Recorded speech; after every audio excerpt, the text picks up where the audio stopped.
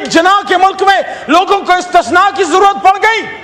کیا فاروق اعظم سے معاذ اللہ بڑا کوئی اسٹیٹسمین پیدا ہو گیا ہے؟ کیا خالد بن ولید رضی اللہ عنہ سے بڑا کوئی جرنیل پیدا ہو گیا ہے؟ جنگ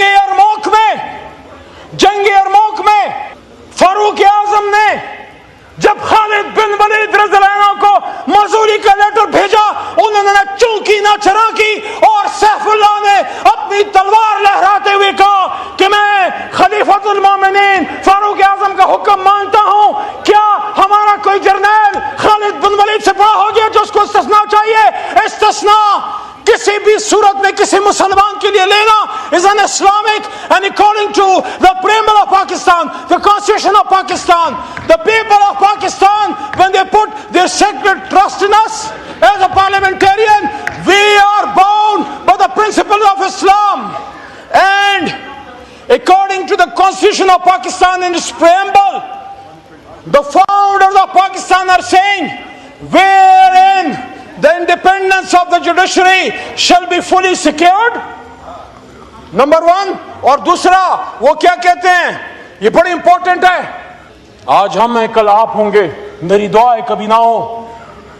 ہم اگر ان کرسیوں پہ آئے، آپ کے ساتھ اگر یہ کسی نے کیا جو آج ہمارے ساتھ ہو رہا ہے، وہاں سے کوئی نہ بولے علی بولے گا، کیونکہ علی کا نام، علی کا کام بولنا اور کھڑا ہونا ہے.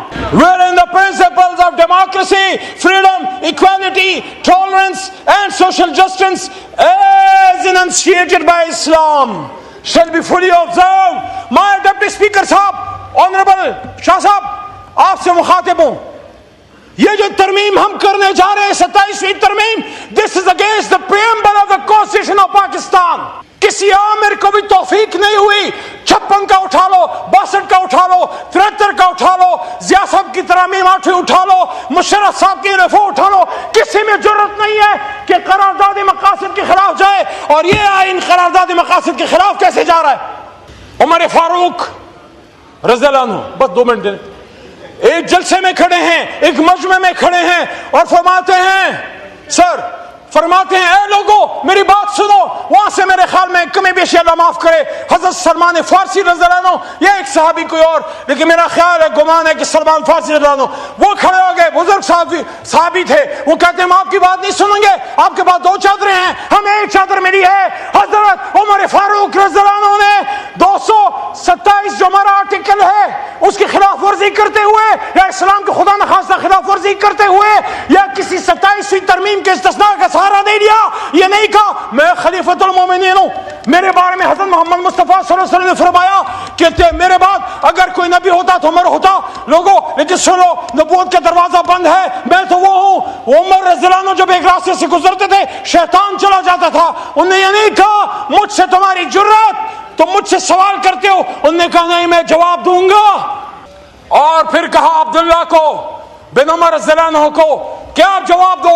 اور انہوں نے فرمایا کہ میرے والد محترم حضرت عمر فاروق کو 2 چادریں اس لیے دی ہیں کہ ان کا قد مبارک اونچا ہے، ان کا سینہ مبارک براڈ ہے، ایک چادر سے ان کا کپڑے نہیں بنتے، تو میں نے بطور بیٹے اپنے ایک چادر ان کو ہدیہ کی ہے. تو یہ چادر کا اتنا بڑا اعزاز ہے، اتنا بڑا مقام ہے، لیکن اس کا بھی جواب اچھے صاحب دینا پڑا ہمارے اکابرین کو.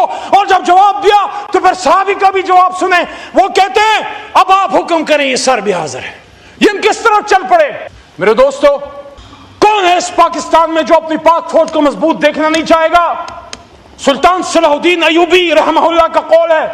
وہ کہتے ہیں اگر اپنے غدار کو نہیں پہچانتے تو دیکھو جو جنگ کی حالت میں تمہاری فوج کو ٹارگٹ کرے وہ غدار ہے.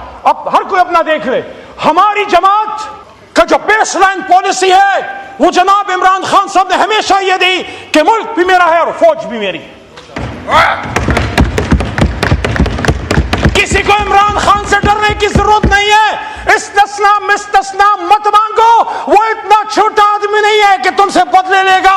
وہ بدلہ لینے نہیں، ریاست کو چلانے آئے گا انشاءاللہ. میرے دوستو، کیا تجھ کو سکھاؤں میں تقدیر امم کیا ہے؟ تجھ کو سکھاؤں میں تقدیر امم کیا ہے؟ شمشیر و ثنا اول، طاؤس اور رباب آخر. بدقسمتی سے یہاں صرف طاؤس اور رباب چل رہا ہے، نہ شمشیر ہے اور نہ ثنا ہے اور نہ قلم کی حرمت ہے.